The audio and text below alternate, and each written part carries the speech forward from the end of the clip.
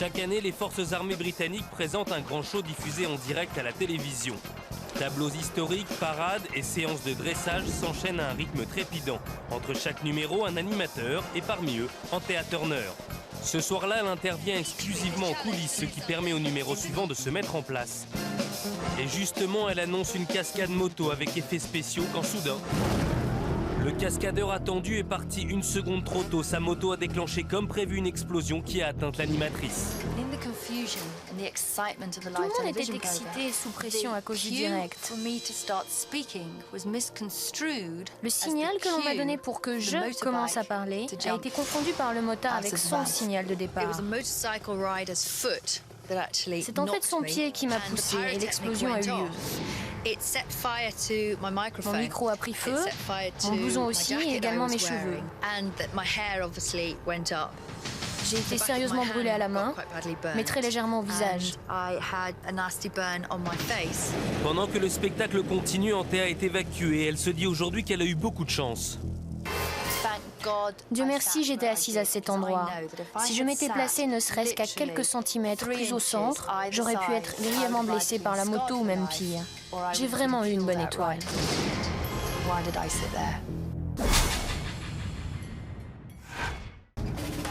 Exhibition de dragster sur le circuit de Darlington en Caroline du Sud. Maintenant, vous allez assister à une tentative de record de vitesse. Au volant, Peter Berner, 20 ans de carrière. Démarrage fulgurant, accélération puissante, mais tout de suite, le vétéran perd le contrôle de son véhicule qui vient exploser à quelques centimètres de la foule, puis part dans une interminable succession de tonneaux. Inconscient, Peter est pris en charge par les secours et transporté vers l'hôpital le plus proche. Ses amis sont sous le choc. La voiture n'est plus apparemment qu'un amas de ferraille, mais Rick Jones, son constructeur, avait tout prévu. Tout pensé. On avait pris un maximum de précautions et on avait conçu cette voiture comme si elle allait se cracher. Lors d'un choc aussi violent, le moteur et l'arrière de la voiture devaient se détacher, condamnant ainsi le réservoir d'essence et les batteries. Et c'est exactement ce qui s'est produit. Le moteur s'est désolidarisé de la voiture, évitant son embrasement, et le cockpit restait pratiquement intact à protéger le pilote. Je me souviens simplement des tonneaux et puis c'est le trou noir. Je me suis évanoui. Et pourtant, Peter n'a été que légèrement blessé. Ce jour-là, il a pris un maximum de risques parce qu'il savait que la sécurité était à son maximum. Nous sommes au Kenya. Les gardes d'un parc sont sur le point de relâcher ce léopard capturé quelques jours auparavant car il terrorisait un village local. Un léopard, c'est 90 kg de muscles chez un mâle, un grand mâle, et pour une femelle, entre 30 et 60 kg également de muscles. C'est peut-être le plus doué de tous les chasseurs qui existent dans la nature. Les armes tueuses du léopard, ce sont les griffes rétractiles qui peuvent se rétracter dans la patte, et les canines, et de manière générale la dentition carnassière extrêmement puissante. Et à tout ça, il faut encore ajouter quelque chose d'autre, qui est le dispositif mental, qui est le cerveau de prédateur, c'est-à-dire la machine à calculer comment tuer. Tuer, mais rarement l'homme. Ils évitent le contact, ils évitent de tuer des hommes, sans doute parce que c'est une habitude qui a dû être mauvaise pour les ancêtres des léopards qui ont agi ainsi et qui n'ont pas été sélectionnés. La sélection naturelle a plutôt conservé des animaux qui n'avaient pas les gènes les prédisposant à l'agressivité vis-à-vis de l'espèce humaine. Ceci étant, on connaît des exemples de léopards mangeurs d'hommes qui sont des bêtes d'une extrême efficacité. Il y a des léopards en Inde qui ont tué plusieurs centaines d'hommes. Alors pour ne prendre aucun risque, ce léopard a été endormi avant d'être libéré. Quelques heures plus tard et quelques kilomètres plus loin, l'effet du somnifère a maintenant disparu. Il est donc temps d'ouvrir la cage du fauve. Un fauve désormais très remonté. Il faut dire que les coups de bâton assénés pour le faire sortir ne sont guère appréciés du félin. Nous avons affaire à un léopard qui, au lieu de partir, comme il devrait le faire, eh bien il ne le fait pas. On a affaire à un humain qui essaie de le déloger de manière un peu brutale, en lui donnant des coups de bâton. Vraisemblablement, ce léopard a été terrorisé par cette opération et d'une part, il est extrêmement en colère, d'autre part, il a le sentiment que sa survie dépend sa défense. Et justement, après plusieurs minutes d'acharnement, le garde obtient gain de cause. C'en est assez pour le léopard qui décide finalement de quitter sa cage. Calmement, posément, le fauve s'apprête à retrouver la liberté. Lorsque tout à coup...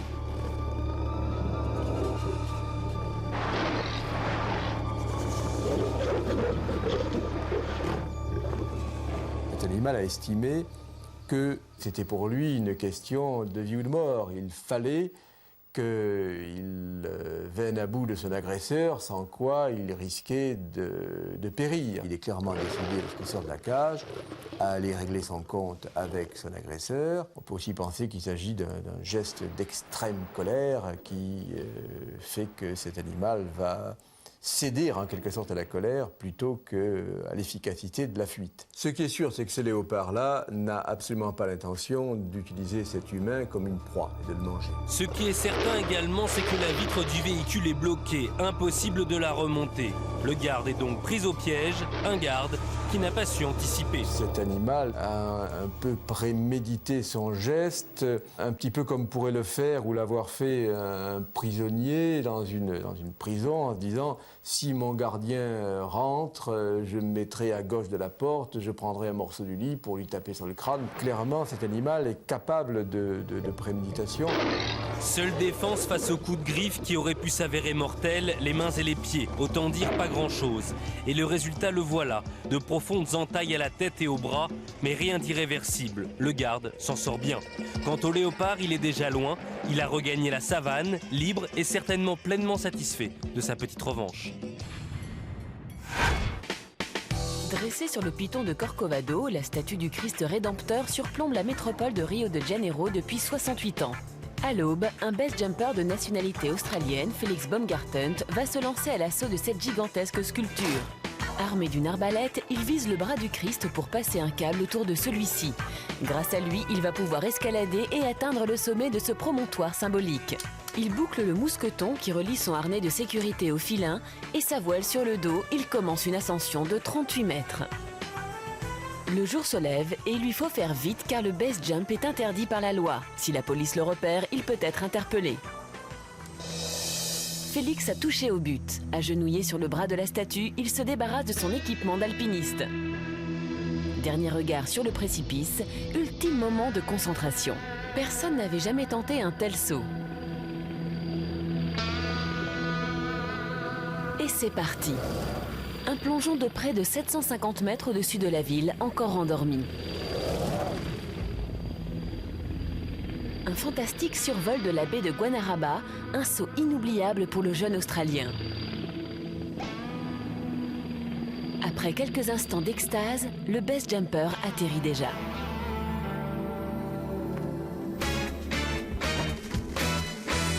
Un bref moment pour savourer sa victoire immortalisée par plusieurs caméras et il lui faut tout de suite prendre la fuite. Sa voile grossièrement repliée, Félix s'engouffre dans la voiture de l'un de ses acolytes et démarre en trombe vers d'autres aventures. Nous sommes à New York pour une réunion d'hommes forts qui disputent le championnat des États-Unis. Ce n'est pas de l'haltérophilie, c'est une discipline qui s'appelle la force athlétique, le powerlifting en anglais. Ça ressemble dans le principe à l'haltérophilie, parce que le but du jeu, c'est de soulever le plus lourd possible. Mais contrairement à l'haltérophilie, nous avons 3 mouvements à réaliser. Le squat, qui est une flexion de jambes avec charge, le soulevé de terre ou encore le développé couché, discipline où les poids levés, couchés sur un banc, sont impressionnants.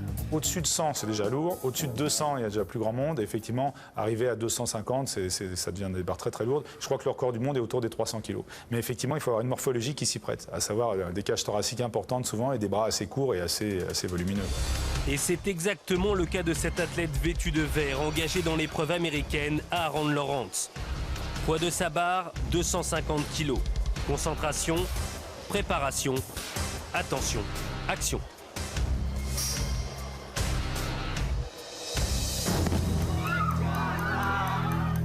C'est quelque chose qui arrive pratiquement jamais. Enfin, en tout cas, moi, je ne l'ai jamais vu. Il a dû avoir un problème dans le poignet. D'après moi, c'est un problème au poignet. Le poignet a dû lâcher. Parce qu'en fait, s'il n'arrive pas à monter la barre, il ne la pousse pas, ou il la redescend.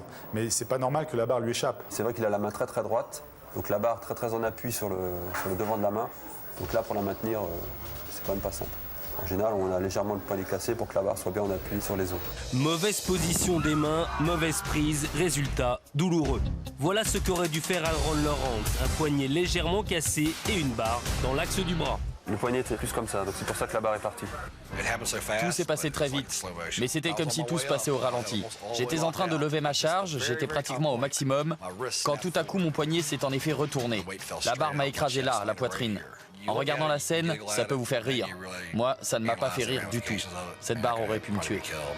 La barre lui est tombée, on va dire, sur une partie quand même forte, où il y a les pectoraux, donc il a dû se faire mal aux côtes, il a dû avoir certainement quelques hématomes, mais c'est vrai que s'il la prenait un tout petit peu plus haut, il la prend sur le cou, et à mon avis, là, il serait très très mal. Malgré une grosse douleur et une évidente frayeur, Aaron est sorti sans grand dommage de cet accident. Il a depuis longtemps repris le chemin de la salle, où avec ses camarades de poussée, il prend du plaisir à jouer les Hercules. Souvent, les gars qui font ce genre de compétition ont tendance à quand même pas mal utiliser des produits dopants ou à aller de toute façon au-delà de leurs limites. Donc à partir de là, c'est clair que quand on est au-delà de sa limite ou pratiquement à sa limite, forcément il y a un risque. Aaron Lawrence, en arrivant dans ce championnat, n'imaginait certainement pas l'ampleur de ce risque. Pour un athlète capable de soulever plus de 2 fois son poids, une barre de 250 kg n'aurait dû être qu'une formalité.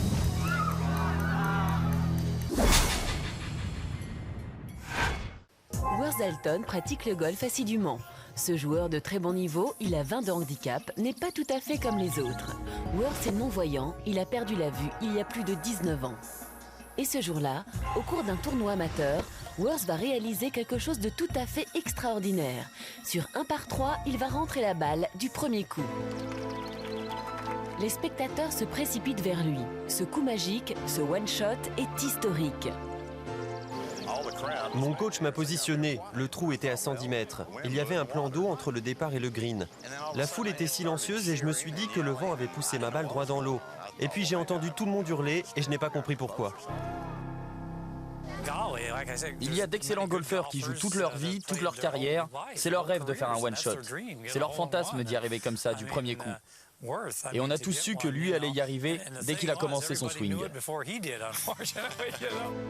Et pourtant, Worth n'en est toujours pas revenu.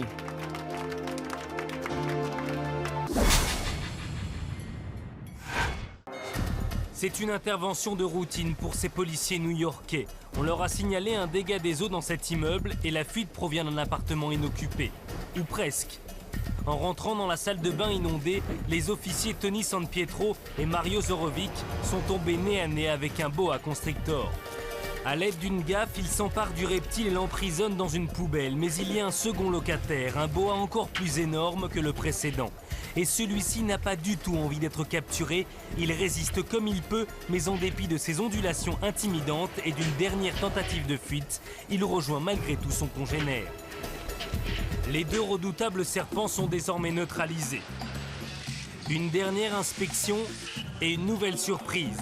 Cette fois-ci, c'est dans la cuisine et il s'agit d'un iguane qui, bien que peu coopératif, va à son tour déménager. Mais les policiers n'en ont pas encore terminé et vont devoir à nouveau affronter une étrange créature, elle aussi pensionnaire, de cette arche de Noé urbaine. Cette curieuse ménagerie rejoindra le fourgon des policiers. Direction le commissariat jusqu'au retour de son propriétaire. Il y avait des cages grandes ouvertes au milieu de l'appartement et les animaux s'en étaient échappés. Alors on a bien regardé partout, on a tout fouillé minutieusement, car on s'attendait à trouver quelque chose d'encore plus terrifiant. Mais cette fois, c'était terminé. Finalement, ce qui n'était qu'un banal problème de tuyauterie s'est transformé pour ces policiers en un véritable safari. Wayne Handley est un as de la voltige aérienne. Depuis près de 40 ans, il se produit dans tous les meetings, dans tous les shows et totalise 23 000 heures de vol sans le moindre incident. Détenteur de nombreux records, le Californien est unanimement respecté par la profession. Aujourd'hui, il participe à un spectacle organisé sur l'aéroport de Salinas. Aux commandes de son avion, un monomoteur de type Raven, Wayne exécute plusieurs acrobaties quand soudain, le pilote semble avoir un problème. Seule explication, une panne de moteur. Son appareil pique du nez vers le sol, une chute vertigineuse que rien ne semble pouvoir arrêter. L'avion s'est écrasé sur le tarmac. Tout de suite, les équipes de secours se précipitent vers les décombres, arrosent l'appareil pour éviter qu'il ne s'embrase et découvrent dans la carlingue Wayne Handley, grièvement blessé, mais vivant. Quelques mois plus tard, parfaitement rétabli, le pilote revient sur cet incroyable crash. Mon avion a dégringolé d'environ 1500 mètres par minute, ce qui concrètement représente 100 km/h. L'impact a été terrible. Et même si tout a été très vite, Wayne se souvient parfaitement de ce qu'il a ressenti lorsque son avion est devenu incontrôlable. Je n'ai pensé qu'à survivre et j'ai pensé aussi à ma famille. Je n'ai pas regardé les écrans de contrôle, je n'ai pas cherché la panne, j'ai juste utilisé mon instinct. Et c'est ce formidable instinct qui lui a permis de redresser son avion juste quelques secondes avant l'impact. Un réflexe qui lui a sauvé la vie ce jour-là.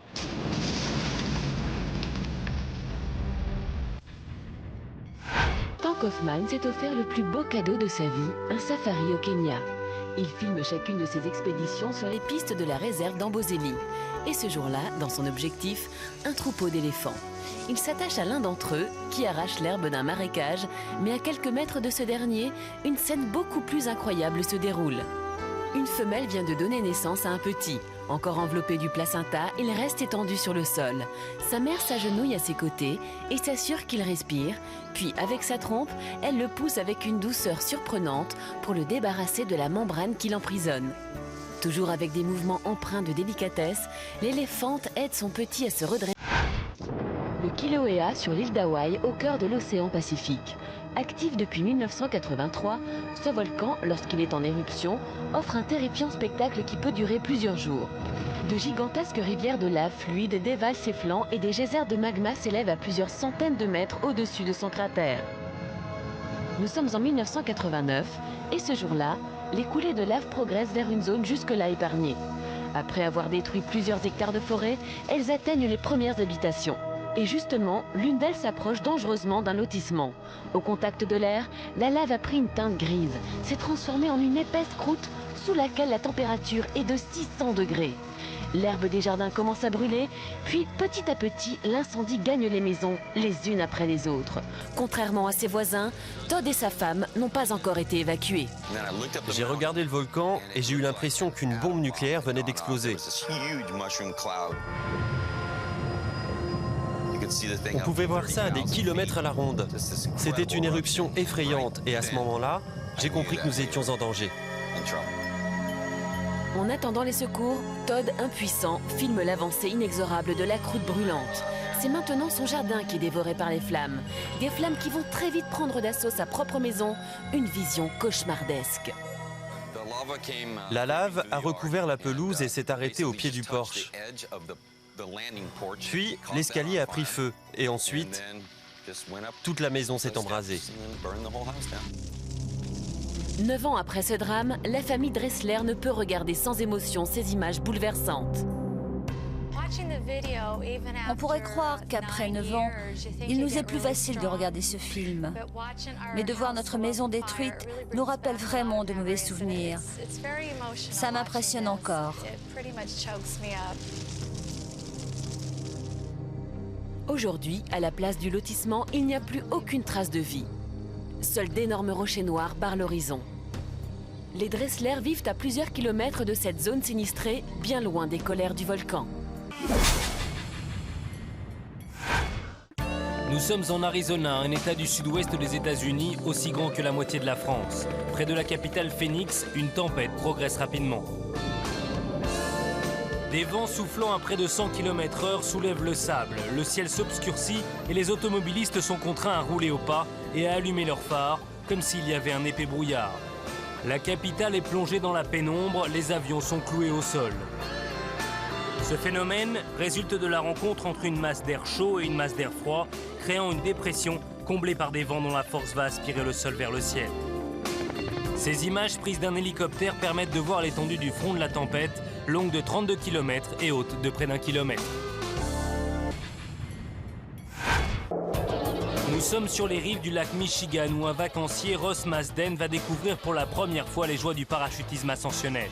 Sa femme et son fils ont déjà pris place dans le bateau qui va le tracter. Il filme les derniers préparatifs. Ross a enfilé son équipement et s'est mis en position sur la berge et c'est parti.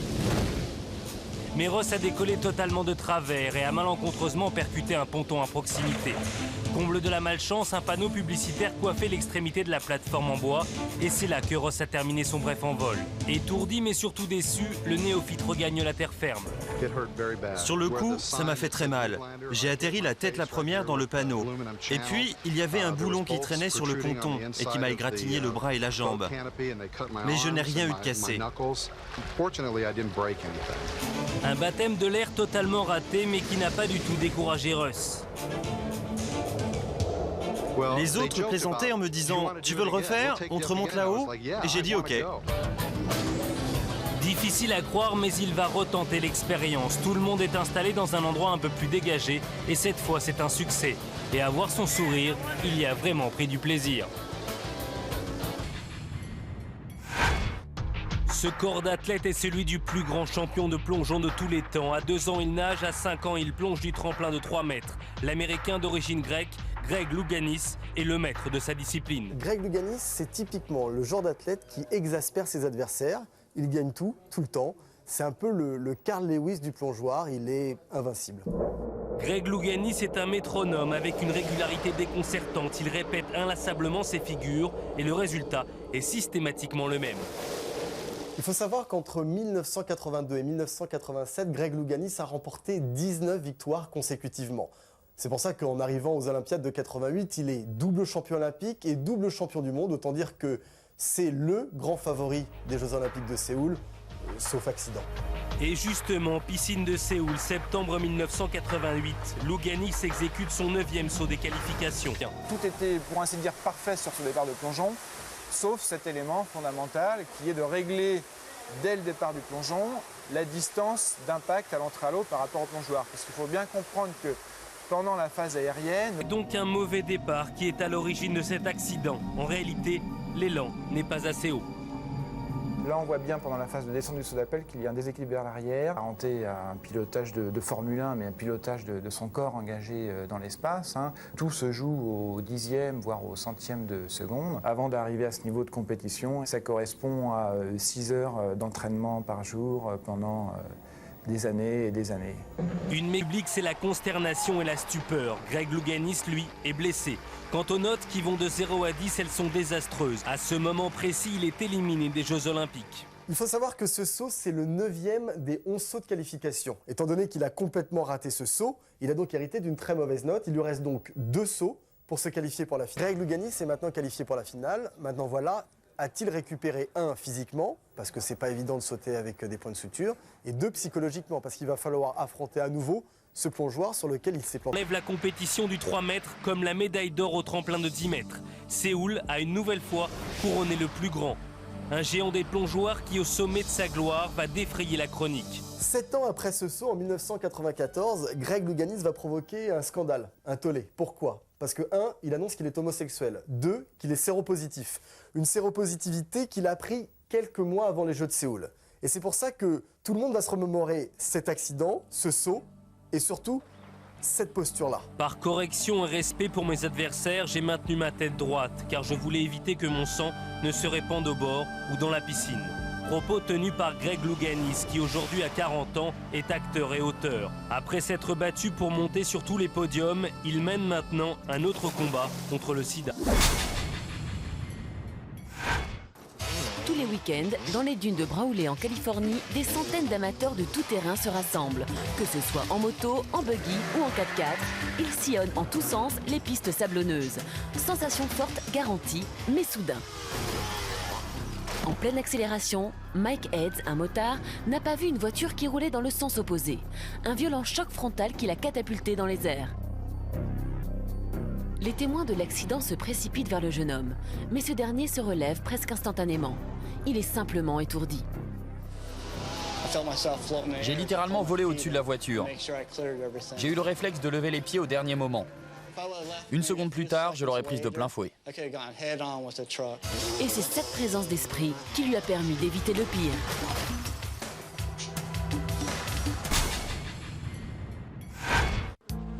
Dr Gary, un apiculteur pas comme les autres. Depuis 50 ans, cet Américain a la passion des abeilles. À la différence de ses confrères, il ne récolte pas du miel, mais plutôt des trophées. En effet, Norman Gary élève des abeilles pour la publicité, le cinéma et d'autres spectacles en tout genre. Il apprécie également les records. Aujourd'hui au programme, séance de camouflage. Norman couvre son assistant de 300 000 abeilles, record du monde, et sans une piqûre. L'un des assistants du Dr Gary est recouvert d'un véritable manteau d'abeilles et sans aucune protection puisque les abeilles sont sur son corps directement. Pour réaliser cette sorte d'exploit en quelque sorte, la manière dont le docteur a procédé consistait en fait à capturer la reine qui était au milieu de cet essaim, à l'encager ou à la mettre dans un petit réceptacle que l'assistant porte sur son corps. Et donc les ouvrières, attirées par l'odeur de la reine, viennent s'agglutiner autour de la reine, viennent la protéger et finissent par recouvrir le corps de l'assistant. Un assistant qui n'encourt que peu de risques. Elles ne sont pas du tout dans une période où elles sont en situation d'agressivité ou de défense par rapport à leur nid. Et d'autre part, elles considèrent l'assistant qui reste très immobile et très calme, elles le considèrent en fait comme un support quelconque, comme si elles étaient accrochées à une branche d'arbre. Mais si ces abeilles semblent pacifiques, il ne faut surtout pas les déranger ou avec une extrême délicatesse. Très probablement dans ce cas-là, il a précisément choisi de travailler sur une race d'abeilles qui est particulièrement douce.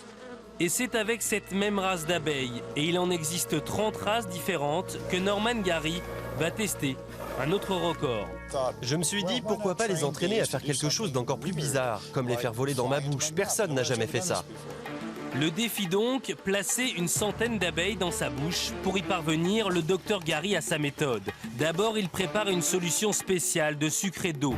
Il plonge ensuite une éponge dans la mixture, la place sur sa langue et attend pas bien longtemps.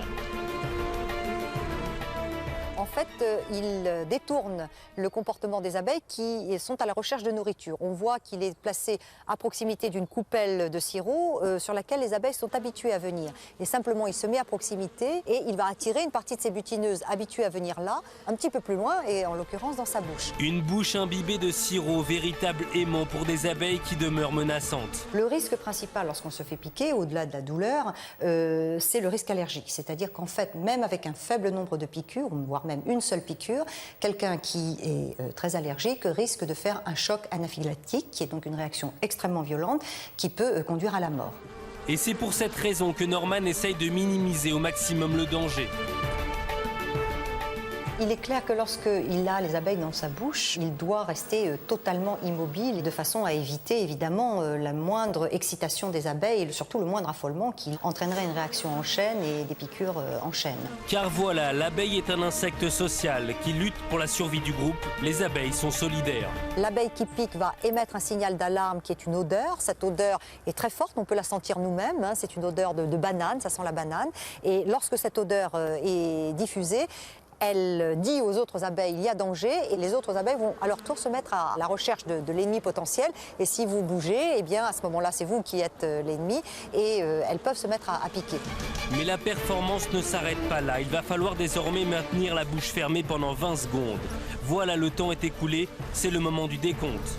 L'une après l'autre, les abeilles sont relâchées dans un tube avant d'être dénombrées. Au total, 109 abeilles, record absolu, record à battre. Mais il y a peu de candidats. Tempête en plein hiver sur cette baie située dans une île au large de la Californie. Des vents violents soufflent et d'énormes vagues déferlent sur la plage. Depuis sa terrasse, Darlene Schmeckpepper filme ce spectacle inhabituel. La mer était très agitée. Certaines vagues faisaient plus de 10 mètres de haut. Un des bateaux au mouillage s'est détaché de son corps mort. Tout de suite, les gardes-côtes se dirigent vers l'embarcation à la dérive. À son bord, Danny Mello, jeune appelé, qui fait ses classes comme sauveteur. Il saute sur le pont et saisit un câble envoyé par son acolyte. Le but de cette opération, remorquer la vedette vers des eaux plus calmes. Malgré la difficulté de l'entreprise, la manœuvre se déroule parfaitement. Mais soudainement, une gigantesque lame vient se briser sur la coque du bateau et le retourne. Derrière son objectif, Darlene est prise de panique. J'étais sidérée. Je ne savais pas quoi penser car je ne voyais plus le garde-côte. Je me demandais où il se trouvait. J'ai pensé qu'il était sous le bateau, qu'il s'était assommé en chavirant. Ses amarres rompues, la vedette est poussée inexorablement vers la plage. Danny n'est plus à bord. Quelques jours plus tard, il raconte. Quand l'embarcation s'est retournée, j'avais les pieds juste au-dessus de la rambarde. Je me préparais à sauter sur notre vedette. J'ai été violemment éjecté. Mais il n'est resté que peu de temps dans l'eau. Ses camarades l'ont vite repéré et lui ont aussitôt porté secours. Après quelques minutes d'inquiétude, Darlene est enfin rassurée. Les gardes-côtes sont enfin rentrés au port et c'est à ce moment-là que j'ai vu Danny avec eux. J'ai compris qu'ils l'avaient sauvé. Sain et sauf et nullement découragé, la preuve, Danny suit maintenant un entraînement de sauvetage en mer. Il veut devenir garde-côte. St. Bride's, petit port de pêche de l'île de Terre-Neuve sur la côte atlantique du Canada. Laurence Barry et son fils Patrick sont pêcheurs de génération en génération. Autant dire qu'ils connaissent parfaitement la mer. Pourtant, le 23 septembre 1999, voilà ce que voient Patrick, son père et les autres pêcheurs de St. Bride's. Des déferlantes géantes qui s'abattent avec une rare violence sur le port. Ils se pensaient à l'abri, protégés par la digue. Ils n'auraient pas dû. Gert menaçait. Les cyclones les plus classiques prennent naissance par ici, sur l'ouest de la côte africaine. Vous avez l'équateur qui est ici. On va avoir une trajectoire qui va suivre soit comme ceci pour rentrer ici, soit vont remonter un peu plus là sur la partie est des États-Unis. Dans le cas de Gert, ça a été un peu différent. Gert a pris naissance en Afrique et est remonté, a évité les Antilles et est remonté plein nord vers Terre-Neuve. Le cyclone Gert est donc en pleine puissance, ravageant tout sur son passage. Quand un cyclone se produit, il va générer 3 gros phénomènes qui vont faire des dégâts. Le vent, ce qu'on connaît, tout le monde connaît, les grosses quantités de pluie qui vont tomber, donc ça va inonder, et l'onde de tempête. L'onde de tempête, c'est ni plus ni moins que quand le cyclone, c'est une dépression, est au-dessus de la mer, il va faire un peu aspirateur et il va générer sous lui une espèce de dôme d'eau qui fait à peu près 2 à 3 mètres d'épaisseur. Pour des vagues qui peuvent dépasser les 10 mètres. Les vagues aussi importantes ont très certainement été amplifiées par le relief marin. Si vous avez certains reliefs marins très abrupts, les vagues vont perdre de leur intensité, donc ne vont pas être aussi monstrueuses que là. Et dans d'autres cas, quand le relief marin est beaucoup plus plat, moins accentué, ça risque d'amplifier l'onde de tempête que l'on a avec le cyclone. Et c'est exactement le cas de St. Bride's, port si tranquille aux eaux si paisibles en temps normal, théâtre aujourd'hui de ravages. Et contre cette nature déchaînée, Patrick, Laurence et l'équipage tentent désespérément de sauver leur bateau. J'ai levé les yeux et l'eau passait par-dessus les rochers. Des vagues de 15 mètres. Mais une vague plus forte a emporté le bateau, on ne pouvait absolument rien faire. Trop tard pour le bateau qui n'est plus que débris, mais il faut maintenant penser à sauver sa peau. Car en effet, emportés par les vagues, Patrick et son père de 74 ans sont dans des eaux glacées. Le pire, c'est qu'on ne savait pas nager. Incapables du moindre geste, tétanisés par le froid et la peur, les Barry auront finalement la vie sauve grâce à leur équipement vestimentaire et une vague qui ramènera Patrick vers le quai. J'ai replongé dans l'eau et j'ai essayé d'attraper mon père qui se trouvait sur le dos. Je ne pensais pas m'en sortir. C'est comme si je m'étais évanoui. Je ne me souviens pas de grand-chose. Les Barry s'en sortiront avec une grosse frayeur, quelques égratignures et l'obligation de retaper leur bateau. Pour eux, comme pour les autres pêcheurs, pas question de renoncer malgré l'étendue des dégâts. C'est des millions de litres d'eau qui tombent, donc des tonnes d'eau qui vont tomber brutalement sur des endroits, sur des cabanes, vont les casser, sur des bateaux, sur des personnes, etc. Donc c'est ça qui va générer beaucoup de dégâts. Les progrès technologiques permettent aujourd'hui aux experts de prévoir les passages de cyclones. De précieuses informations qui malheureusement n'atténuent en rien la puissance des éléments qui transforment en quelques instants un port de carte postale en lieu de désolation. Daryl Hawkes est journaliste. Sur les plateaux de télévision ou derrière la caméra, sa spécialité, c'est le football américain. Ce jour-là, au bord du terrain, il filme une rencontre entre 2 équipes universitaires qui se déroule à Palm Desert. Nous sommes en première mi-temps et les joueurs enchaînent les touchdowns. Après une mêlée, un joueur s'apprête à partir en défense, mais en pleine course, complètement concentré sur la récupération de la balle, le footballeur vient de heurter violemment le caméraman. J'essayais d'être bien stable, la caméra sur l'épaule. J'entendais la foule qui criait « En défense, en défense !» C'était un superbe match et je voyais que les joueurs remontaient le terrain et se dirigeaient de mon côté. Mais je suivais la balle et puis soudain, boum. Le footballeur m'a percuté de plein fouet. Je me suis aussitôt relevé et tout le monde s'est précipité vers moi en me disant « Ne bouge pas ». Mais la seule chose qui m'inquiétait, c'était l'état de la caméra. Elle vaut vraiment plus cher que moi. Et pourtant, d'un autre angle, on peut constater que la caméra, elle, était bien mieux protégée que Daryl.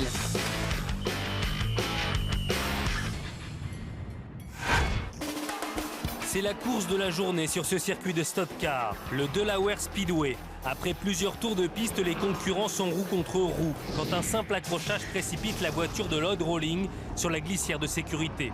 Le véhicule reste immobile quand soudain, une violente explosion vient de se produire embrasant la voiture.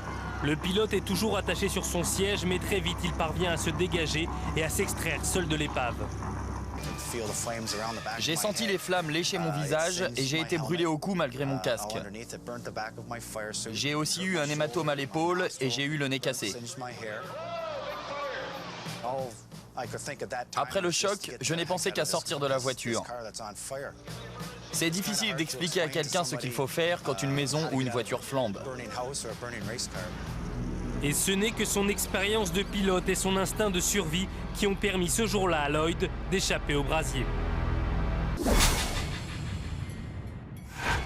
Nous sommes dans un parc animalier en Afrique du Sud où ce jeune chameau, prénommé Humphrey, a vu le jour il y a 2 ans.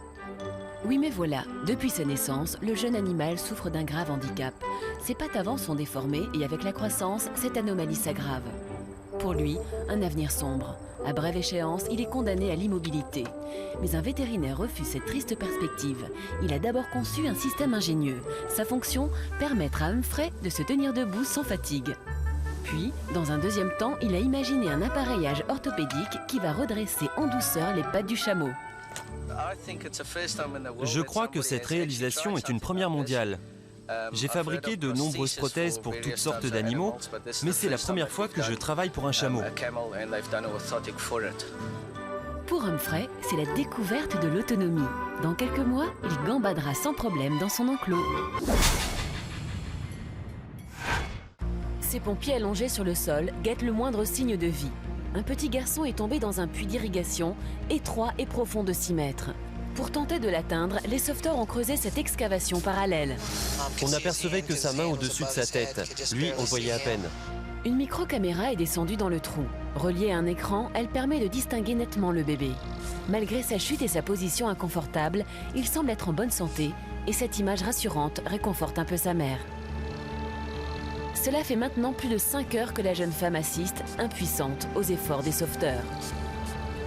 Ces derniers ont réussi à descendre une corde dans le puits et à la passer autour du poignet de l'enfant. Son rôle, éviter qu'il ne glisse encore plus bas.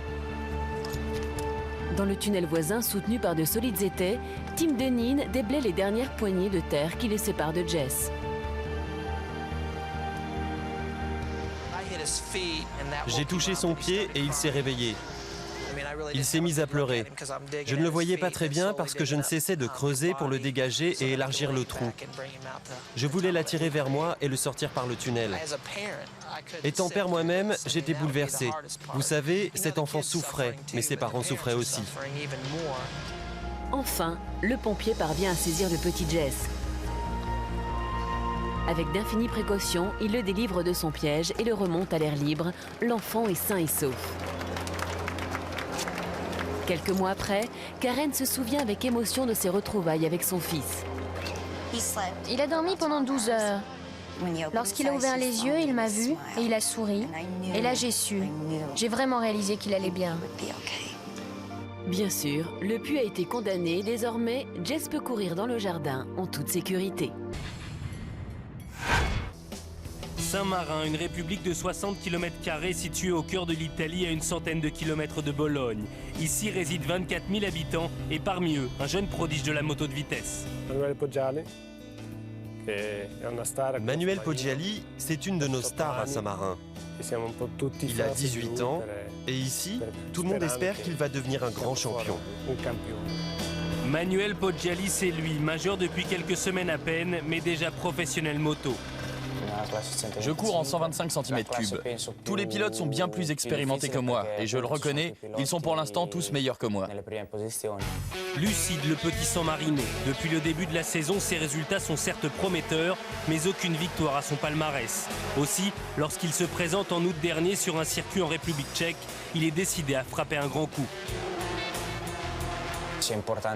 Pour moi, cette course était importante. D'abord parce que je voulais absolument réussir cette épreuve, je devais marquer des points au championnat. Mais aussi parce que beaucoup de mes fans s'étaient déplacés pour assister à la compétition. Et ses supporters ne vont pas être déçus, ils ne vont pas assister à une victoire ni à un podium de leur champion préféré, mais à une incroyable séquence. Nous sommes dans le deuxième tour de la séance d'essais qualificatifs. Manuel Poggiali pilote la moto rouge.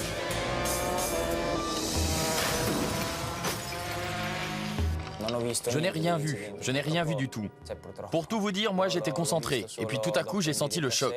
Je n'ai vu l'accident que plus tard sur une vidéo, mais sur le moment, je n'ai rien compris, je n'ai pas compris ce qui m'arrivait. Manuel Poggiali a donc été victime d'un choc venu du ciel à plus de 210 km/h. Moi je suis devant et Adrian Aroro arrive directement sur moi. En fait, c'est tout simple, il n'a plus de frein, il a une rupture de ses freins. À cette vitesse, il ne peut rien faire. Il me coupe alors la route, me frappe sur le côté. En fait, l'Espagnol a perdu sa trajectoire.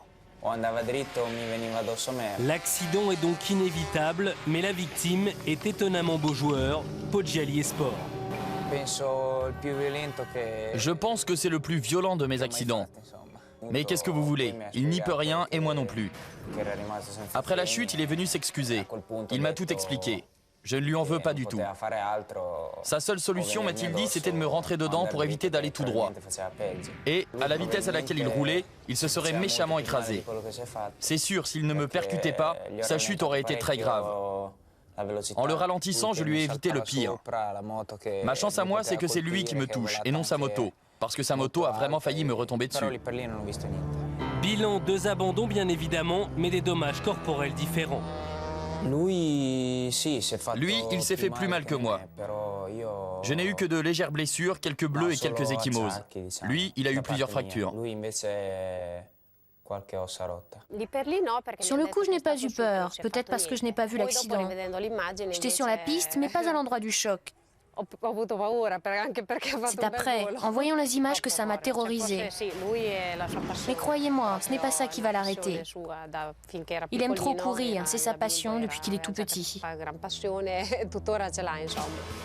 Cette mère connaît son fils. Manuel n'a pas éprouvé le moindre sentiment de peur. Aussi, dès le lendemain, il a pris le départ de la course sans appréhension. Il terminera en 12e position. Une modeste place, mais à San-Marin, on le sait, Manuel Poggiali a l'avenir devant lui. C'est la journée mondiale sans tabac. Pour l'occasion, des militants vont couper en deux une cigarette géante dans laquelle sont contenus des ballons remplis d'hydrogène. Ils évoquent la liberté sans nicotine. Une personnalité locale sectionne le symbole, mais soudain, c'est l'explosion. Une étincelle provoquée par le frottement de l'épée a enflammé le gaz volatile qui gonflait les ballons. Plusieurs manifestants ont été légèrement brûlés, mais les dégâts ont été mineurs. Sur place, des secouristes s'activent pour soigner et rassurer les blessés. Cet accident spectaculaire a fait la une des journaux thaïlandais. Cette année-là, la journée mondiale sans tabac a suscité de nombreux commentaires. Mais ce n'était pas ce genre de publicité que recherchaient les organisateurs.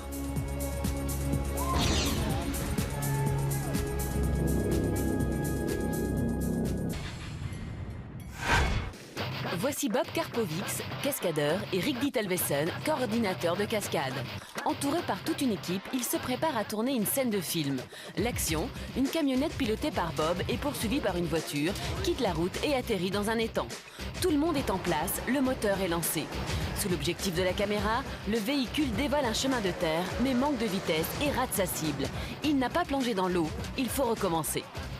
Rick analyse rapidement cet échec et donne de nouvelles instructions à Bob. Les caméras tournent à nouveau et c'est parti. Bob accélère, donne un coup de volant à un endroit précis de la pente et la camionnette file cette fois-ci droit dans l'eau. Mais elle s'est renversée 1 mètre plus loin que prévu à un endroit assez profond. Bob ne ressort pas du véhicule et en quelques secondes, c'est la panique. L'équipe réalise qu'il est en danger, qu'il est en train de se noyer. Il faut agir vite, très vite.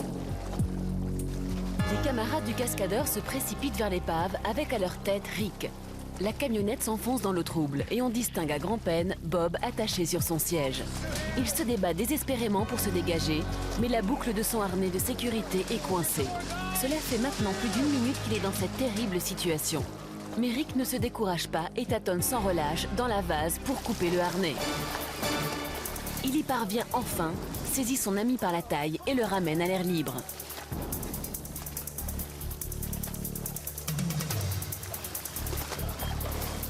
Bob est épuisé, à bout de souffle, mais sain et sauf. Au grand soulagement de tous, il reprend rapidement ses esprits. Il vient de vivre une incroyable épreuve et c'est grâce à l'intervention de toute une équipe qu'il s'en est sorti. Mais pour Bob, c'est la présence de Rick qui a tout changé. C'est ce qu'il nous explique quelques mois plus tard. J'étais vraiment en train de me noyer. Coincé dans l'eau, la tête en bas, j'ai pensé que c'était fini. Et puis, j'ai senti les mains de Rick qui m'ont redonné l'espoir. Je ne pouvais pas laisser cet homme dans l'eau. Et même si j'avais dû lui couper un bras, je l'aurais sorti de là. Dès le lendemain, Bob et Rick se sont remis au travail. Et cette fois, la cascade a été réussie. Son nom, Dean Potter. Cet athlète de 26 ans pratique le slacklining, une discipline extrême mais connue du grand public. Définition. Le slacklining est un sport d'équilibre qui se pratique sur un câble élastique. Vous connaissez mieux le tie rope qui lui se fait sur un câble tendu et lesté. Ainsi, le câble ne bouge pas. Alors que pour le slacklining, il rebondit. C'est comme si je faisais du trampoline, mais sur 3 cm de large. Seules mes mains me permettent de garder l'équilibre. Nous sommes sur les falaises de Moab dans l'Utah. Et aujourd'hui, Dean s'est lancé un défi, traverser ce canyon sur un câble de nylon. Après avoir fixé solidement des pitons de part et d'autre du gouffre, Dean vérifie une dernière fois son câble tendu sur une longueur de 24 mètres. Simplement sécurisé par un harnais qui entoure sa taille, le jeune homme s'élance. Quelques pas hésitants, et il se laisse tomber. Pas assez concentré sur ce départ, il préfère revenir en arrière pour repartir aussitôt et cette fois, Dean semble plus confiant. Malgré un vent assez fort, il avance pas à pas, imperturbable, le regard fixé sur son but. Sous ses pieds, un abîme profond de 106 mètres. Le câble élastique oscille légèrement, aucun bruit ne vient troubler le silence. Les amis de l'athlète, de chaque côté du précipice, retiennent leur souffle. Toujours aussi concentré, les traits tendus, contrôlant sa respiration, Dean progresse en utilisant ses bras comme un balancier.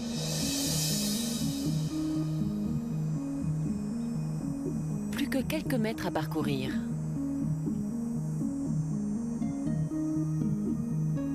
Et c'est la victoire. Un record personnel et un bel exploit en seulement 2 minutes. Une camionnette est immobilisée sur un passage à niveau près de Los Angeles. Personne ne semble s'affoler, pourtant un train approche lancé à grande vitesse. À l'intérieur, vous l'avez compris, aucune victime. Seul occupant, un mannequin.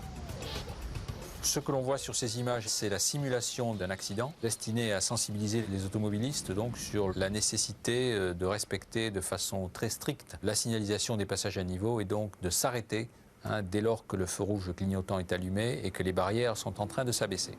Car en effet, aussi surprenant que cela puisse paraître, cette conduite élémentaire est souvent ignorée par des automobilistes.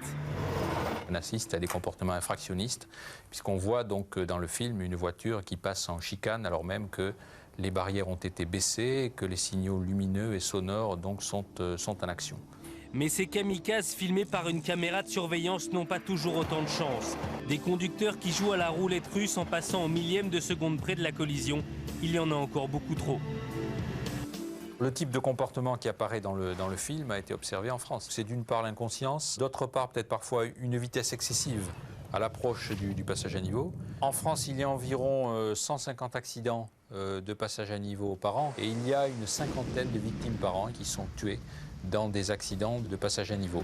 Alors pour tenter de faire chuter ces chiffres et pour essayer de sensibiliser les chauffards, un film de prévention diffusé dans toute l'Amérique a été réalisé. Des caméras sont installées à l'intérieur de la locomotive et de ce van.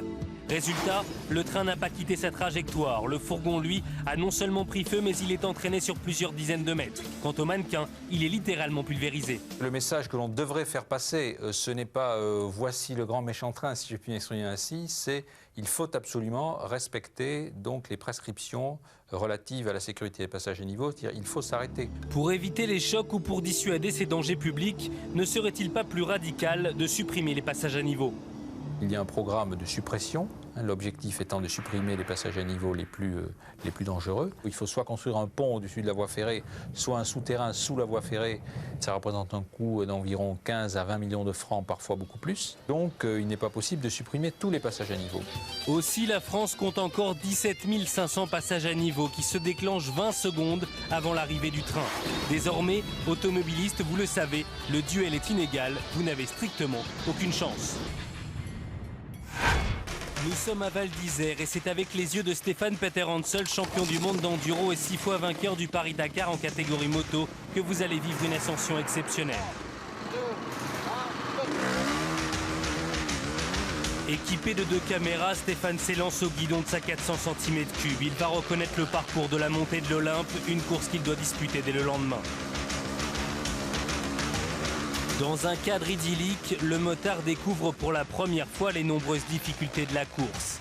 Il aura droit à une seconde reconnaissance pour parfaitement les mémoriser avant d'affronter la compétition.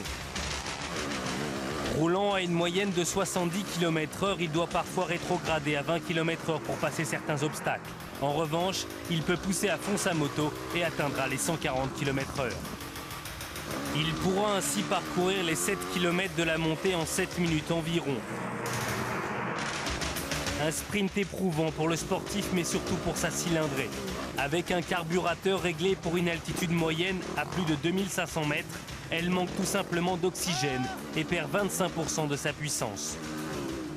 Le repérage du parcours s'est très bien passé. Le lendemain, Stéphane Peter Hansel a gagné pour la 2e fois consécutive la montée de l'Olympe. Cette petite fille est un véritable phénomène. Wang Xiao n'a que 6 ans, mais dans son pays, la Chine, elle est devenue une célébrité. Dotée d'une souplesse étonnante, l'enfant a un autre talent, c'est une championne de patin à roulettes. Aujourd'hui, dans un centre commercial de Shanghai, Wang Xiao va démontrer son incroyable agilité en tentant de battre un record. Chaussée de ses patins, elle doit passer sous une barre placée à seulement 20 cm du sol, une hauteur dûment contrôlée. Derniers étirements, ultimes échauffements, quelques conseils maternels, et la petite fille très concentrée s'élance. Tranquillement, elle prend son élan sur quelques mètres et glisse en faisant un grand écart facial. Et c'est sans difficulté apparente qu'elle réussit son pari. Un exploit surprenant, un record qui n'est pas près d'être battu. Un puma perché au sommet d'un arbre, un animal sauvage de plus de 60 kg en pleine ville, c'est l'inquiétante découverte que font les habitants de cette banlieue de Salt Lake City, au saut du lit. L'un des résidents, Aman Kodia, a prévenu une association de protection des animaux. Leur mission, récupérer le félin et le ramener à son propriétaire. Une opération délicate qui va nécessiter l'intervention d'un tireur d'élite. John Redman, armé de son fusil, se positionne à quelques mètres du refuge du puma. Le vise et du premier coup lui décoche une fléchette anesthésiante. Par précaution, tout le monde recule. Le mammifère s'assoupit et tombe lourdement sur le sol. Mais sa chute le réveille. Il se défend véhément pendant quelques secondes avant de sombrer enfin dans un profond sommeil. Aman Kodia est ravi de cette rencontre insolite. Voir de près un aussi bel animal sauvage, c'était une expérience merveilleuse. C'est une sensation différente quand on le regarde dans un zoo. Il n'est pas dans la nature. C'est vraiment différent quand il est dans votre jardin. Un jardin ce jour-là devenu le théâtre d'une scène surréaliste pour le plus grand bonheur de tous les habitants alentours. Le puma fugueur, totalement remis de sa mésaventure, a retrouvé la tranquillité de son enclos.